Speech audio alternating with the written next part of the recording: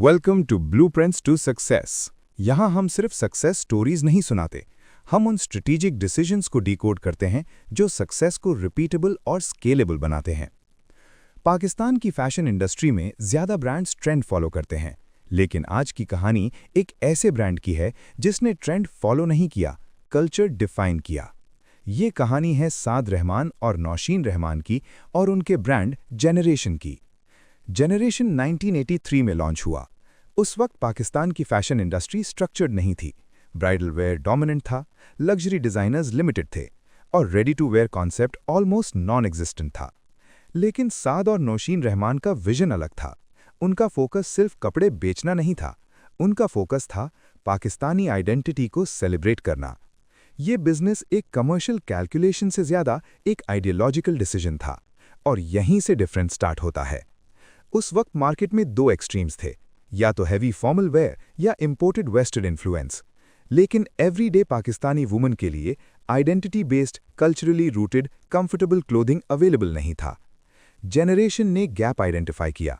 Modern Pakistani woman जो अपनी culture को रिजेक्ट नहीं करती, लेकिन उसे कंटेम्प्रेरी फॉर्म में पहनना चाहती है। This was not fashion positioning, this was sociological positioning.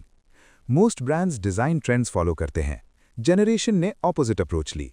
उन्होंने truck art inspired prints use किए, रीजनल एम्ब्रॉयडरी रिवाइव की, खड्डी, अजरक, रली जैसे एलिमेंट्स मॉडर्न कट्स में इंट्रोड्यूस किए। ये सिर्फ एस्थेटिक चॉइस नहीं थी, ये ब्रांड डिफरेंशिएशन स्ट्रैटेजी थी। जब बाकी ब्रांड्स लग्जरी या ग्लैमर compete कर रहे थे, जेनरेशन ने इमोशनल रेजोनेंस बिल्ड की, और इमोशनल लॉयल्टी प्राइस लॉयल्टी से ज़्यादा पावरफुल होती है।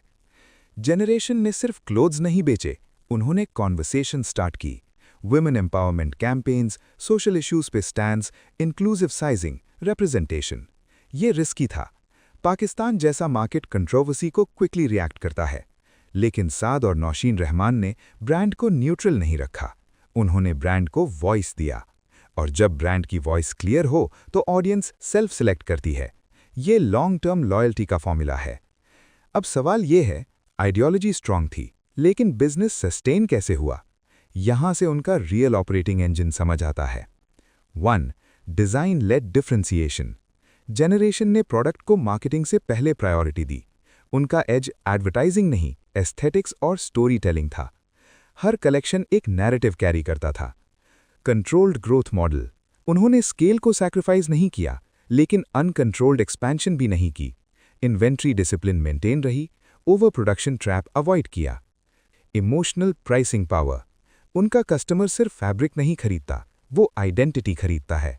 और जब कस्टमर आइडेंटिटी खरीदता है तो प्राइस सेंसिटिविटी नेचुरली कम हो जाती है। फास्ट फैशन ब्रांड्स आए, लॉन वॉर्स इंटेंस हुई, प्राइस कंपटीशन अग्रेसिव हुई, digital first brands market disrupt करने लगे। जेनरेशन का ट्रेडिशनल अप्रोच थोड़ा स्लो लगने लगा। यहाँ सबसे बड़ा चैलेंज था रेलेवेंस मेंटेन करना विदाउट लूजिंग आइडेंटिटी। ये बैलेंस हर लेगेसी ब्रांड के लिए टेस्ट होता है।